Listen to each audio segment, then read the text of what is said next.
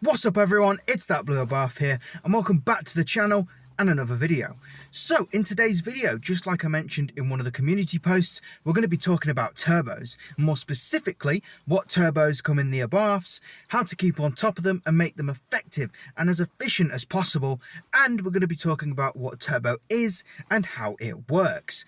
And well, we might as well start with that because that's a pretty important thing to know. I mean, if you don't know what a turbo is, this video is going to be pretty hard to understand. And well, how about we get started, shall we? Now then, a turbocharger. How does that actually work? Well, it's pretty simple really, but the way it's explained can be quite difficult and sometimes very technical. So what I'm going to do is explain it in a simple way, but add detail so it's understandable, but not too much to the point where it gets confusing, because I might even confuse myself in the process. Now, if you do want to see a fully in-depth review, like I'm talking step by step, all the technical phrases included, I recommend going to watch Donut Media's video or any other professional channel that may have also released a video on turbochargers, because I can guarantee they'll include much more detail and you'll probably walk away knowing everything about a turbocharger. But within this video, we're just going to explain simply how it works and, well, how it does what it does. So let's get started. Now, the main difference between a turbocharger and a supercharger is the way it takes its air, because one takes cold air and the other takes hot air, and the turbocharger is the one that takes hot air induction. Now, that hot air is just exhaust gas, and believe me, if you're on Cadwell Park thrashing it about lap after lap, you're going to be creating a lot of exhaust gas, which just means more boost is created. Now, how does exhaust gas actually, relate to the turbo? Well, the exhaust gas is going to travel from the exhaust into the turbo, and the turbo has a turbine within it. Bit of a tongue twister there, but pretty much that turbine will start to spin when the exhaust gas enters the turbo, and the more it spins, the more air will go into the engine, creating more boost. So the more you accelerate, the more you drive, and well, I guess the faster you drive, the more exhaust gas is created and the more air will go into the engine, creating more power, which is what you guys want. You want a bit of speed, a bit of power, a bit of boost. Yes, very good. But that's pretty much it, really. I mean, if you're expecting like a full 5-minute breakdown, then yeah, like I said, you might as well watch another video on a more professional channel, because that is literally it, really. Exhaust gas through the exhaust into the turbo, spins the turbine, air out into the engine, power, and that's pretty much it. So I was also going to explain a supercharger and how that works as well, but I think we'll leave that out for today because the main focus is a turbocharger. Now, like I said, if you want to see a full in-depth review on that as well, then I would watch other channels. But if you want me to explain it, then please leave a comment down below and I'll be happy to do it and release a video going over it. But for now, that is pretty much it for the turbocharger and that side of things. It's time to get on to the main focus of the video, and that is Abarths and what turbochargers they have. So I've just noticed actually that my camera is a bit of an angle. I have corrected it now. Hopefully during the video you won't be watching me like this. But hey, we'll see how we get on. But for now, with that aside, let's get on to the main point of this video, and that is Abarths and what turbos they have. Now, there are two turbos that you can get within the Abarth range, and that is the IHI, which is the standard turbo, and the Garrett turbo as well. Now, the IHI is present within the standard models of Abarths, this being the Series 3 135 T-Jet and the Series 4 145 T-Jet. And I think it's a great turbo. I mean, I have the Series 4 145 and the IHI is actually pretty fantastic. I'm running it for almost 2 years now, and with 210 brake in the car, it just performs perfectly. No flaws, no negative things about it at all. The turbo is actually really, really good. I mean, the boost that it provides is excellent. I mean, I just have nothing bad to say about it. Really, I don't. I think it's a great turbo, and yeah, I know the Garrett can be better and provides a bit more boost, but honestly, if you're thinking about getting into a 145 or a 135, then hey, just know the turbo is excellent, so you got that on your side. Now, the IHI is also a really good turbo just because it can handle quite a bit of power. I mean, like I've said in previous videos, this has 210 horsepower, and the way it puts it down is great, and the turbo is absolutely fine. I mean, 210 through a turbo would probably not be happy, let's be real, but it is absolutely fine. So if you're thinking of tuning your Abarth and it's the stock turbo, hey, no problems at all. Go for it. You can probably squeeze maybe 230 out of it before anything needs changing or being forged. I probably wouldn't recommend going higher than that on stock turbo and engine because, you know, you're probably running the risk of something going wrong. But, a squirrel just absolutely darted up the fence there. I just got absolutely distracted by it. It stared me in the face. It was probably interested about the turbo. I mean, hey, maybe the squirrel has an Abarth that it wants to tune.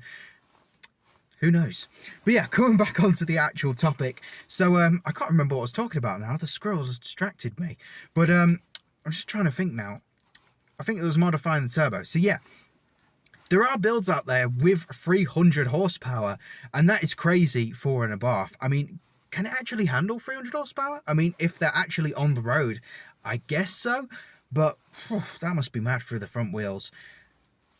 It's mental though. I absolutely love it. Big thumbs up to the drivers of those crazy builds, and hats off to you as well. I mean, that must have taken ages forging the lot. I mean, I was absolutely scared using 210 horsepower through the front wheels on this, but it's absolutely flawless. It's just great. No complaints at all. Now, coming back onto the turbo. So the Garrett is the higher up turbo that you can get within the Abarth range, and only comes on the higher up models, this being the Turismo and the Competizione. Now, the Garrett allows them to have a little bit more horsepower added to the engine. Of course, as we all know, the Turismo 165 and the Competizione 180 horsepower. And I've got to say, the Garrett does actually perform a lot different than the IHI. When I tested out the 695 manual, the black one that we reviewed not too long ago, the way it accelerated was really different, to be fair. I mean, it was a stock car, so obviously it will perform different than a modified one, but I don't know, there was definitely something different about it. It took a few seconds, not long really, it took like maybe 1 or 2 seconds for its boost to kick in, but when it did, it was like, oh my goodness gracious, it was really present. Now, that was fantastic, and I've got to say, it was my first ever time driving the 180 version of an Abarth with the Garrett, and it was fantastic. So the Garrett definitely provides a different feeling when you're driving the car, especially when accelerating. There was a bit of lag to it. I guess it is brand new and it hasn't been driven a lot, so it hasn't been, Italian tuned yet, as I like to call it. I'll probably mention that in another video in the future and, tell you what that means. It's pretty much just been, just ragging the car about a little bit. But, yeah, so pretty much it hadn't been driven a lot, so I guess it would have had a bit of lag to it. But it was really fun. It accelerated like a mad thing, and it was a really good car to drive. So the Garrett is a great turbo for the higher up models, that is for sure, and definitely bigger for sure. I mean, when you open the bonnet, whew, it was there for sure, And well, it was awesome to look at. It sounded great, and it performed fantastic as well. And I guess that is kind of it for the turbos on the Abarths. So now it's on to the final segment, which is tips and tricks on how to keep your turbo effective and efficient and just healthy as well. So it's time for the final segment, which is tips and tricks for your turbo. And these are going to be specifically for Abarths. Now, let me tell you something. A lot of Abarths that I come in contact with are very, very full of turbo lag. And the exhaust is all carbonated, you can't hear it at all, and the car just doesn't feel right. It doesn't drive right, you know what I mean? And that is mainly down to the fact that people just don't use them for their intended purpose. I mean, Abarths are sports cars at the end of the day, and they should be used properly. Have a bit of fun in them, take them to the track, all that good stuff.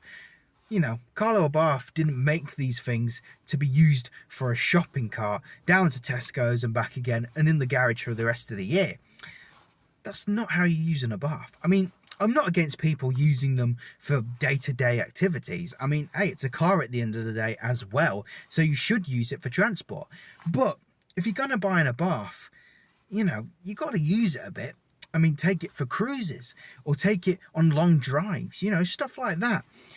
But it just seems that a lot of them are not being used for their proper purpose. I mean, when I bought this, it was just so... It was like it was sick, you know, it wasn't well at all. There was no performance within it. It didn't sound good, or just didn't, you know, make any sound at all. And the way it was driving, it just felt slouchy and slow, and there was so much lag, and it wasn't very good. So this brings me on to my first tip, and that is, well, something I actually mentioned a couple minutes ago, an Italian tune-up. Now, like I said also, that is pretty much just giving your car a little bit of a rag, but sensibly. I advise taking it to a back road and just, you know, accelerating, obviously when it's clear and there's no one around, and like I said as well, sensibly, and just accelerating, you know, giving it a bit of a drive, you know, just having a bit of fun in it and opening it up, because this will guarantee your car to be louder, it will clear it out, the lag will be reduced, and the car will just feel better. Because believe me, when I was driving this, and I did that a couple times, the car was so much better. It was sounding louder, it was performing better, and the turbo was coming to life. Now, I also was using this for a learner car as well. I was learning in this up to my test, and even just driving it around normally, it started to open up as well. So the more you use it, the more it will become alive. Now, I'm not saying you have to rag it every single day, but just occasionally, you know, accelerate it a bit, you know, have a bit of fun in it, and just make sure you're doing it legally as well. But just give it a bit of a blast, you know, it will be happy, and overall it will get better as well. And to this present day, the car has never felt this good. I mean, every day it gets better. I don't know why, but it just feels better every single day I drive it. And the turbo is pretty much at its maximum potential now. It's been pretty much cleared of any lag, and the whole exhaust system, well, definitely better, that's for sure. So yeah, just take it on a drive and just open it up a bit.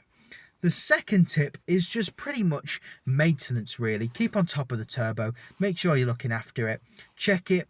If it feels off, you know, when you're driving it, then just take a look, make sure it's all healthy and good, and make sure the rest of the car is also healthy and good as well. Because you can't have a good turbo and a bad engine. That doesn't work together. So just make sure the rest of the car is also running good as well, so then you're getting the maximum potential out of your turbo. Another tip as well is make sure you're putting the right turbo in your car, because obviously you can turbocharge any car you want, but you've got to make sure it's right. Now, if you wanted to turbocharge a Fiat 500, let's say you want to put a Garant in it, it could work, but there is a risk that it might blow the car up because you're running too much power within it, or the turbo just isn't right. So just make sure you're putting the right turbo in the car before you actually do it. And that's pretty much it, really. It's pretty much just maintenance and giving the car the life it deserves. And those are my pretty much best and most recommended tips, really, for keeping your turbo and your car healthy, happy, efficient, and effective as well. And that pretty much will wrap up this video, guys. So I really hope you enjoyed today's video. I hope you're able to walk away knowing a bit about turbos and what they do, and, you know, what turbos Abarths have as well. And pretty much, like I said, just keep on top of your turbo, make sure it's all good, make sure the rest of the car is good as well, and yeah, you'll have a happy, healthy turbo, and your smile will be a lot bigger as well. So, like I said, hope you enjoyed today's video. If you want more content like this, you know what to do. Hit that bell, like, comment and subscribe, all that good stuff. It's always appreciated. And like I said in my community posts, we're going to be getting more Alfa Romeo content on the channel soon. Got some few cars lined up, so hopefully we'll get them on the channel as soon as possible. But for now, I'll see you guys in the future. Have a good one.